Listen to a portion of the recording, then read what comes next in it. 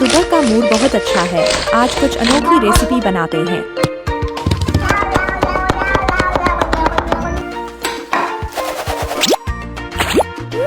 आज की रेसिपी है चिकन सॉसेज और चावल। सॉसेज के लिए सबसे पहले चिकन तैयार करें। अब सॉसेज के टुकड़ों को कुछ देर के लिए ओवन में रख दें। लाल लाल सॉसेज ओवन में पक रहा है। देखो यह कितना सुंदर लग रहा है। हाय हाय, चुड़ैल मालकिन आ गया। मेरा खाना सब खा गया। अगर आपको वीडियो पसंद आए तो वीडियो को लाइक करें और भी खूबसूरत वीडियो पाने के लिए मेरे चैनल को सब्सक्राइब करें। हमारे YouTube पेज को फॉलो करें। ओके हशो।